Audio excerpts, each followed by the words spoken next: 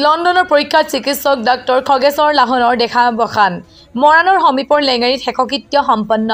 19টা দিনৰ অন্তত আজি মৰাণৰ সমীপৰ লেঙেৰীলৈ অনা হয় লণ্ডনৰ পৰীক্ষাত চিকিৎসক বিশিষ্ট সমাজকৰ্মী অসম সন্তান ডাক্তৰ খগেশ্বৰ লাহনৰ নচৰদে যোৱা 23 ছেপ্টেম্বৰত লণ্ডনত দেহাবখান ঘটে এসময়ৰ ডিব্ৰুগড় জিলাৰ লেঙেৰী টকহনি গাঁৱৰ বাসিন্দা খগেশ্বৰ লাহনৰ তেওঁৰ অন্তিম ইচ্ছা অনুসৰি লেঙেৰী জন্মগ্ৰহণ কৰা গাঁওখনলৈ অন্তিম সংস্কাৰ কৰাৰ উদ্দেশ্য লৈ অনা হয় নচৰদে 1942 চনৰ 1 মাৰ্চত ডিব্ৰুগড় জিলাৰ লেঙেৰী টকহনি গাঁৱত জন্মগ্ৰহণ কৰা খগেশ্বৰ লাহনে লেঙেৰীত আৰম্ভ কৰিছিল প্ৰাথমিক শিক্ষা 1960 চনত সুখ্যাতিৰে প্ৰৱেশিকা পৰীক্ষা মেট্ৰিকত উত্তীৰ্ণ হৈ তেওঁ গুৱাহাটী কটন কলেজত অধ্যয়ন কৰে ইয়াৰ পিছতে ডিব্ৰুগড়ৰ অসম চিকিৎসা মহাবিদ্যালয়ৰ চিকিৎসা শিক্ষা গ্ৰহণ কৰে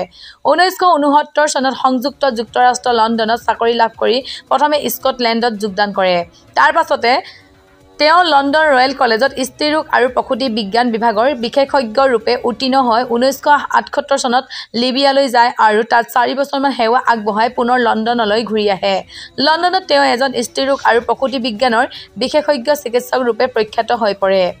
2012 চনত অৱসৰ গ্ৰহণ কৰি লণ্ডনতে স্থায়ীভাৱে বসবাস কৰিবলৈ লয় চিকিৎসা সেৱাৰ লগতে এজন বিশিষ্ট সমাজকৰ্মী ৰূপেও পৰিচিত চিকিৎসক গৰাকী লণ্ডনৰ বিভিন্ন সামাজিক কাম-কাজৰ লগতে তেওঁ লণ্ডনৰ ৰঙালী বিহু সন্মিলনৰ সভাপতিৰ দায়িত্বও পালন কৰিছিল তদুপৰি অসম সাহিত্য সভাৰ লণ্ডন শাখা গঠনৰ বাবে আগভাগ লৈ ইয়াৰ আজীৱন সদস্যভুক্ত হৈছিল মৃত্যুৰ সময়ত তেওঁ পত্নী সুৰভি গোহাঁই লাহনৰ লগতে অজস্ৰ আত্মীয় স্বজনক এৰি যায়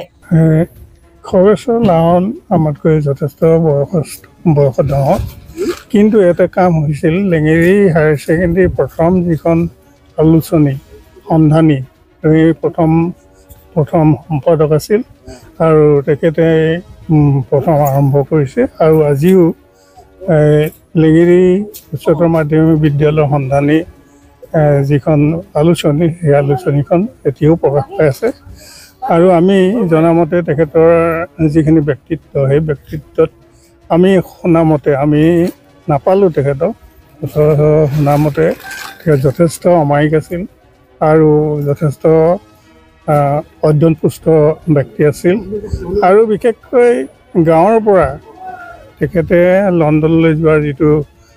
মানসিকতা সেই মানসিকতাটোৱে আমাক বিশেষভাৱে এই গাঁৱৰ অঞ্চলৰ যিবিলাক উঠি অহা প্ৰজন্ম সেই প্ৰজন্মসকলক যথেষ্ট সাহস দেখুৱাইছে আৰু শিক্ষাই যে মানৱ জীৱনত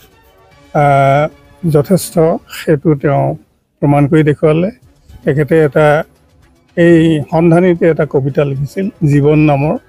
এই কবিতাটোত তেখেতে জীৱন সম্পৰ্কীয় যথেষ্ট কথাখিনি তাত লিখিছে আৰু যথেষ্ট সাৱলীল হৈছে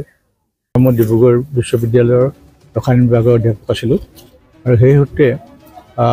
মই গৱেষণা কৰিবৰ কাৰণে লণ্ডনলৈ গৈছিলোঁ 92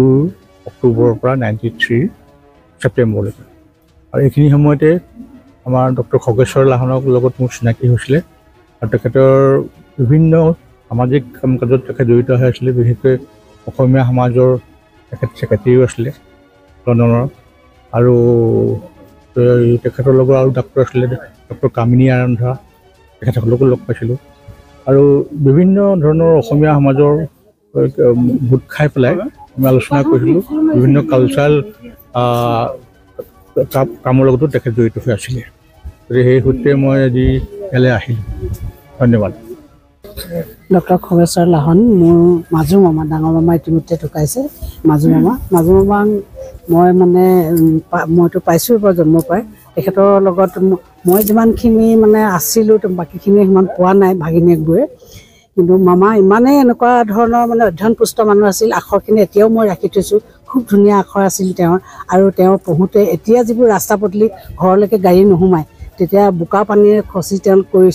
পঢ়িছিল আৰু তেতিয়া লেমৰ পোহৰত পঢ়িছিল তেওঁ লেম্পটো এনেদৰে গালি পাৰিছিল যে লেম্পটো ইমান চাকি তেল খৰচ কৰিলে মই দিব নোৱাৰোঁ টকা পইচা কম গতিকে তেওঁ লেম্পটো কি কৰিছিল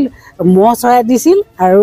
মামাই মানে মহ চৰোৱা বাবদ যিখিনি পইচা পাইছিল তাৰে পইচা তেল কিনি পেলাই তেওঁ পঢ়িছিল আৰু চাকিটো পোহৰটো নেপেলাবলৈ ৰাতি মানুহৰ টোপনি ক্ষতি নহ'বৰ কাৰণে তেওঁ এটুকুৰা কাগজ দি পেলাই লৈ পঢ়িছিল সেইবোৰ আমাক কৈছিল আৰু যেতিয়া আমি আহোঁ ইয়ালৈ আমাক ইংৰাজী শব্দবোৰ সদায় আমি নাজানিছিলোঁ তেওঁ যে ইংলেণ্ড যোৱা এটা মনোবৃত্তি আছে কিন্তু তেওঁ মানে সদায় সুধিছিল আমাক RC ইংৰাজীত কি কয় ফণী ইংৰাজীত কি কয় আমি কিন্তু ওচৰ চাপা নাছিলোঁ মানে নাজানিলে মানে গালি দিব বুলি কিন্তু মামাই শিকাই দিছিল আৰু কৈছিল যে মানুহৰ সদায় এটা উচ্চ অভিলাষ থাকিব লাগে নেপালে